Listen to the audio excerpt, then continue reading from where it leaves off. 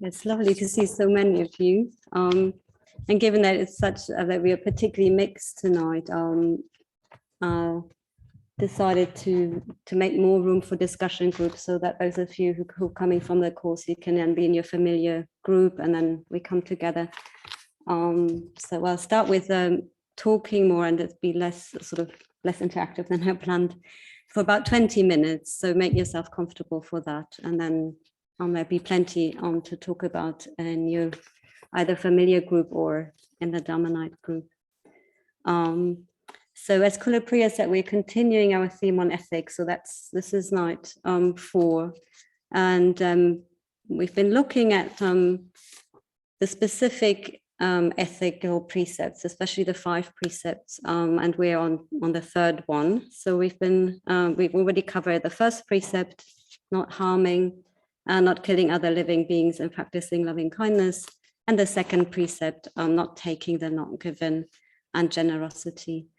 And we've also been exploring ways of looking at Buddhist ethics that can help us sort of understand how they're different from other types of morality, other forms of ethics. And so far they included quite similar areas than you've covered in the course, sort of karma, living like a Buddha. We looked at the love mode versus power mode. And last week, Kula Priya, you talked about creativity and beauty in the context of practicing ethics. And I'll continue this tonight with another way of looking at Buddhist ethics and also sort of trying to understand how they're different from conventional morality. And then I'll introduce the 3rd precept. So what we're currently exploring is this area of Buddhist ethics. The 3 precepts, the 1st, 2nd, and 3rd precept are about what we say the body. So they're about actions and their effects on others and ourselves. And the practice is very much about recognizing, so becoming more aware of the effects of our actions, recognizing adverse effects, and also cultivating actions and the attitudes behind those actions that are more wholesome. So the thing is, and I'm mainly using the flip chart actually for my own support. So if you can't read what's on here, that's not such a problem. I'm going to tell you all about it. So what we're looking at as a sort of bigger topic, a bigger perspective around ethics is what happens when we become more aware of the effects of actions. Yeah, in a way, it's great, growing awareness, whether it's coming from my own practice or because someone else helps me understand the effects of my actions. When there are adverse effects, say when someone's pointing out to me in particular that something I've done may have, had adverse effects on someone else, there can be something arising with this awareness that is unpleasant or difficult, this feeling. And that comes together with becoming more aware of the effects of my actions. Yeah. For me, it's often bodily sensations, something in my belly or a bit higher up. There might be emotions or these churning thoughts. Oh yeah, something's going on around how my actions are affecting others or myself. And Buddhism is very, very interested in that areas of what's going on here. Is it maybe guilt? Is that involved? Remorse about my actions and the consequences, or is there something else going on? So that's sort of the territory that we're looking into. Let me just continue. So just very briefly, any of you familiar with guilt, remorse, shame? Sort of hands up, nods. Maybe not hands up, it's a bit exposing. Just a sort of delicate nod is quite enough. Yeah. So worth talking about. And I'll focus tonight particularly on guilt and remorse, to help us understand Buddhist ethics from that perspective. Because from sort of looking at it from Buddhism, from Buddhist understanding of the mind and Buddhist ethics in particular, even though both of these and also other churning feelings, they feel unpleasant, and it's quite something to understand, oh, an unpleasant experience arises while I'm becoming more aware and while I'm actually practicing Buddhist ethics. And then from the point of view of Buddhism, remorse is quite a useful thing to happen, and it's worth recognizing that and working with that, sort of building on that, cultivating what can come from that. There's a lot of potential in remorse, and with guilt, not so much. Yeah, sort of it's more of a closing down thing. So we're gonna look into that. And I just want to give a little example before I become more technical. From this morning, I was talking to Liz, who many of you know, who I live with. Over there, we live together, and that we were just sort of talking about how our day is going to unfold. And I mentioned that I'll have to go to the dentist, and it wasn't the first time that this came up with her. So I said something like, "Oh yeah, so I have to brush my teeth and floss today." We've had this kind of conversation before about at least me not flossing all that regularly. And while we were sort of talking about it and laughing a little bit, in my mind's sort of inner mind's eye, this image passed through of the dentist, sort of a faceless figure in a sort of dentist clothing. And there was something about that, sort of some little flicker of anticipating, oh, they may find me out, they may look into my mouth and find out that actually I haven't flossed for half a year and only did it this morning. And then walking to the dentist, there was something else happening related to that little exchange with Liz that was also a bit of a churning emotion there. And then this question, what is it about me and flossing? And am I actually missing out a way of looking after myself? What's going on there? Is there sort of, in a way, through not acting, am I sort of potentially harming my teeth in the long run? So in this little situation, it seemed to me anyway, looking at it from the perspective of preparing the talk, that both of these seem to be present a little bit, yeah. And so a bit more about stay with this for now. A bit more about guilt and remorse, sort of to tease that out, which I'm aware the dentist example will not bring in fully, yeah. So guilt does tend to involve things like becoming aware I've done something wrong, or at least and become aware that I've done something that someone else might consider is wrong. So in this case, I'm aware the dentist thinks I should do the flossing. And guilt can involve this fear of being found out, and possibly also fear of being punished, fear of being seen as a bad person, someone who's really failed, fear of losing esteem of others, and possibly more, connection, love, and so on. So that's quite a thing. And in bigger, more complicated contexts than this little example, that can have a real effect on sort of actually closing down and trying to hide what we've done, so that we're not found out. And with that, possibly hiding our desires or needs and all kinds of sides of ourselves. Because in her book about ethics that we're using for this session, for this series, Subhadramati points out, and I quote her here, that it's very hard to live with the disapproval or the implied disapproval of those around us, our family, people at work, society in general. And again, the dentist, maybe I don't care that much about them, but it sort of did bring up this little thing of sort of, they could find me out. And it's quite hard to find a way forward in a way when we're told, or when we believe, but maybe because we've been told before at some point, that we're a bad person as a whole. That there's something bad about us. Maybe on the surface we look okay, but deep down, actually, we're bad. So that is one of the things that is big in Catholicism, when you think of the idea of original sin. But even, I haven't been affected by Catholicism directly, and I was thinking, even these things being told or you're a good girl, or you're a bad boy, or vice versa. Yeah, these sorts of things that happen in school, family context when you're growing up. Even, something along those lines, yeah, that's quite black and white and addresses the whole person. Yeah, you're either this or the other. Yeah, there's no middle way, and there's no way to change the label easily. Yeah.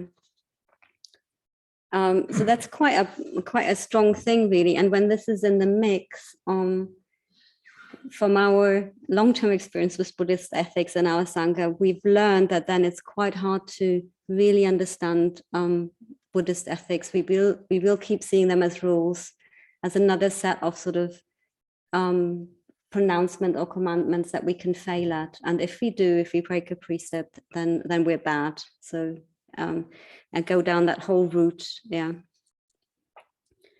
And I'm going to leave it there. It's something that you may want to explore more in your group, yeah, especially if you know from yourself that feeling guilty is a big deal for you, yeah. And in contrast to that, in a way, all of that can be part of this feeling, or when you become aware that your actions have possibly adverse consequences for yourself or for others. So this all can also be remorse, yeah, which Buddhism really wants to know about and distinguish from guilt and other sort of more unhelpful responses. Because there's sort of this particular feeling, thinking that sort of that we call remorse, it's related to recognizing that my actions have consequences, including adverse consequences, or particularly adverse consequences. Yeah. So it's this sort of recognizing, it's not sort of, oh, I'll be found out. It's not that sort of fear of an authority and their rules sort of finding out about me breaking the rules. It's more about seeing the consequence of my actions, and particular adverse consequences, and this wish to take them on board. And this sort of, there might be a bit of sadness, or a bit of just feeling a bit sick of myself, or sort of there's sort of something happening there, sort of quite unpleasant at times. And it can easily lead to wanting to do something about it. Yeah, either talk to a friend about it, apologize when that's appropriate, or even make amends. Yeah. So it's quite a thing to figure out what's going on in me when there is a sort of feeling, how I'm becoming aware of harmful consequences of my actions. And so I'll just sort of point out a few things for now. It's sort of remorse is really arising in this practice of awareness and ethical awareness, and it's about specific situations, a specific action and its effects. It's not about my whole person. Yeah, and it can't really, it doesn't operate like that. Yeah, it doesn't come from a sort of outside authority that labels me good or bad. And it doesn't depend on approval or disapproval from others. Sort of, it's a natural arising as I'm practicing ethics and sort of awareness in the context of ethics. And it's part of this liberation that Kulabriya talked about last week, that Buddhist ethics offers. Yeah, seeing more clearly, understanding more deeply. This freedom to operate more from the creative mode of mind, and coming into kinder and wiser relationship with myself. Yeah. So in Buddhism, the word for remorse is hri. I've wrote it down. We may not have seen it. And another common translation for remorse is positive shame, which I haven't put on the board just because shame has such complex connotations. And maybe for tonight, we'll just stick with a word that's fairly straightforward. So that's sort of the perspective for tonight on Buddhist ethics, or that's sort of helpful to keep in mind when we're practicing Buddhist ethics. And that is particularly the case. So I have the great pleasure to introduce the third precept, keeping in mind guilt, remorse, possibly shame, and other feelings. The area of sex, love, and everything around that. Yeah? So the third precept, I'll first talk a bit about the negative formulation of the precept, and then the positive one. The third precept is, I undertake to abstain from sexual misconduct. I undertake to abstain from sexual misconduct. So given that I've just sort of said something about the difference between remorse and guilt, and the emphasis in Buddhism about becoming aware of when there's harm done or harm arising as an effect from my actions, any guesses of what would be sexual misconduct from Buddhism, sort of in point of view of Buddhism? Any guesses? Any ideas? Something which harms something. Yeah, sort of that's the general gist. What about the website that we thought about not taking what is not freely given? Yeah, great. Sorry, who was saying that? Oh, thanks. Yeah. I don't know if it's right around not taking what's freely given.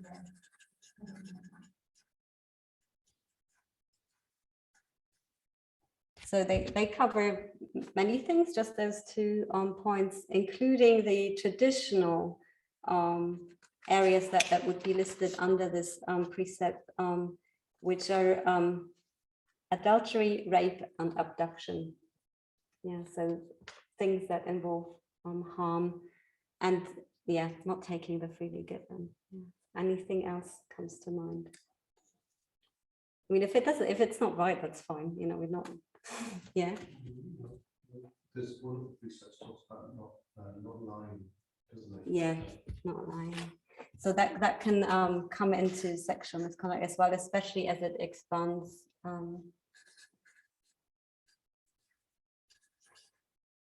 Yeah. So in particular, if we have committed to something, sort of say an exclusive relationship or marriage, we could choose to have sexual relations that then involve lying to the person we're committed to, or we might be sort of implicated in lies by interfering in someone else's commitments. Yeah, which is always very tricky. Yeah, I'm not speaking from experience. So I just want to clarify a few things. Sort of, there are sort of contemporary areas that were not around in the Buddha's time, or at least weren't sort of thought of very much.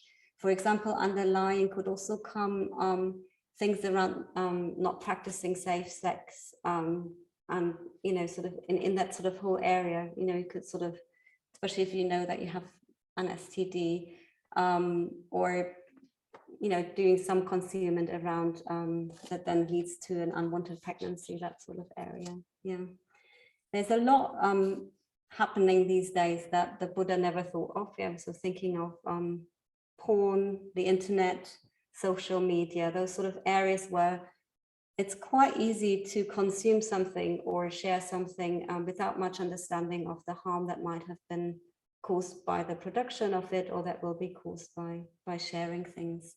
So it's those sorts of areas as well. What it's not, and I just want to make this sort of clear as glass, it's not about sort of conventional morality. So Buddhism isn't really interested in who you're interested in, sort of who you fancy, who you take to bed with in those terms. What you're doing and what kind of relationship you're committing to. So in Buddhism, marriage isn't held higher than other forms of sort of living your sexuality. Yeah.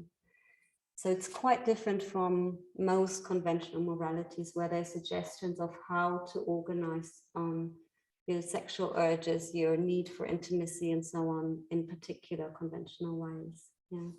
So that's sort of, I wouldn't say absent from Buddhism, but Buddhism is always interested in, is there a possibility for causing harm? And sometimes people ask, why is there a particular precept? As the harm is already covered under the other precept that was mentioned, sort of actions that, basically the first precept. And it's pretty straightforwardly, because this is such a complicated area for a lot of us. Yeah. And in particular, when the area is expanded, as we often do when we talk in women's study groups, where a lot of people say, well, I don't have much sex, or, I'm not plagued by sex drives that get me into trouble. But often, and I don't really want to say that's along gender lines. It's something to explore really for yourself, what's relevant for you. So it could be around the area of love more broadly, intimacy, romance, and actually all our nearest and dearest.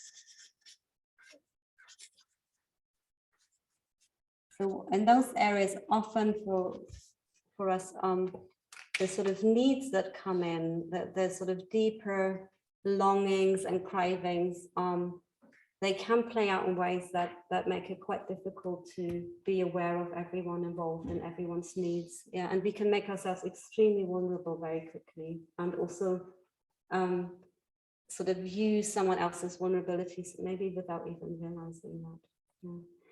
So sometimes in Buddhism we say it's the area where even very integrated people can get into trouble. It's just sort of in the moment things feel right, and then somehow the bigger picture isn't so straightforward. And there are lots of other sides to this. So that's sort of how the third precept often is expanded, or expands itself in a way, from sexual misconduct to the bigger area really of where we can make ourselves quite vulnerable. Things, sort of deep needs around intimacy, connection, love, romance. And often the urges behind, we don't necessarily know them all that well. There's sort of something about existential aloneness. There might be sort of a need for safety. There might be something around,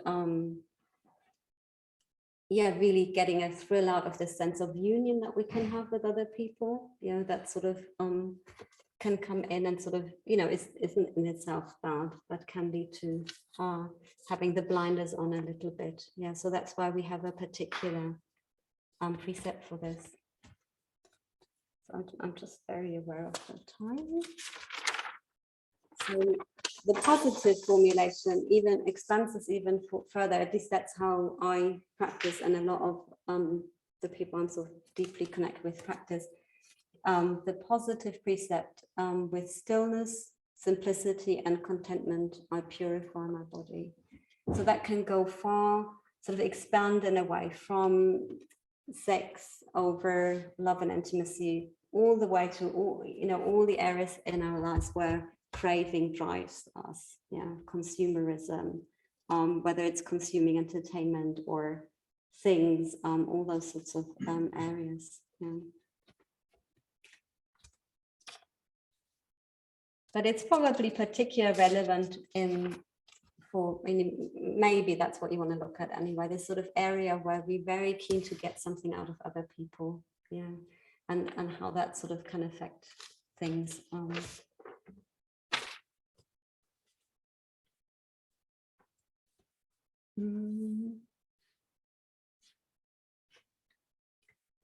So why stillness, simplicity, and contentment? So that in a way, the cultivation of contentment is sort of key as a potential antidote to craving.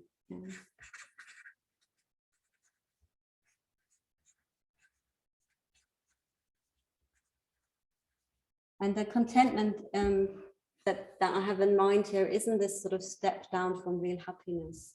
Sort of the 19th century woman with a small dowry that can't marry well, but can find contentment. In fact, it's a source of deep happiness, because we're less plagued by this incessant sort of cravings for this and that, so for big fulfillment, for sort of eradicating existential aloneness, that sort of thing. So just very briefly, I'll give you lots of talking time. I'll say a little bit about ways of practicing. So that's also something you may want to talk about in your group. You have to confirm a bit of what you want to focus on. is sort of with this area, and in particular with the involvement, a possible involvement anyway, of guilt and shame around sexual urges and that sort of thing. It can be really helpful to focus on cultivating the positive precept, or the side sort of around the positive precept, as well as cultivating pleasures, including, I would say, pleasures of the flesh that are less sticky. Yeah.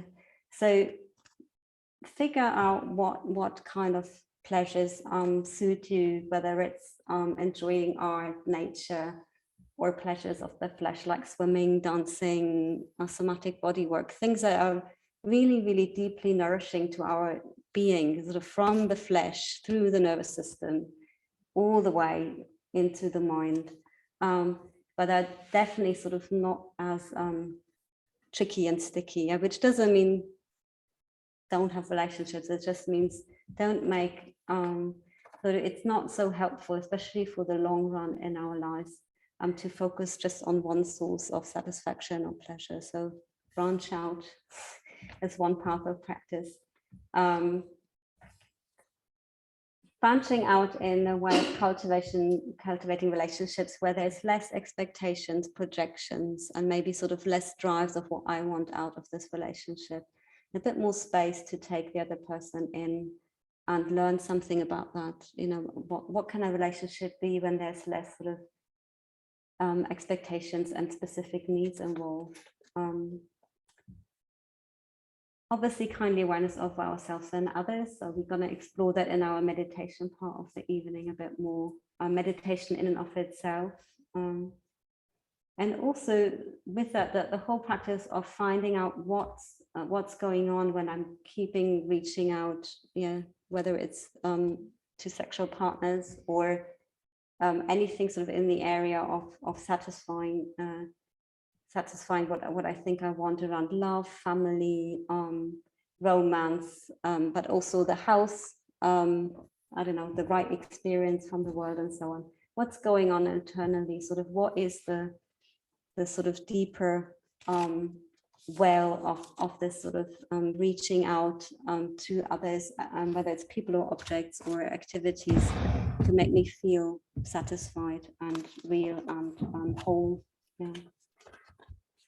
The last thing I want to mention, which is probably my favorite one, and we're going to do a bit more about that in the second half of the evening, is this sort of really living our desires rather than denying them, or in a sort of black and white manner, trying to sort out what's good and what's bad, but really getting to know our desires and living them, but living them with awareness. Yeah, sort of learning. One of my favorite poets, Rainer Maria Rilke, he often talks about apprenticeship. Yeah, love being the most difficult task in life, and we're apprenticing. Yeah, if we want to, otherwise we end up with a lot of pain and misery, and possibly also trapped in conventions and cliches that society sort of offers to hold this difficult area.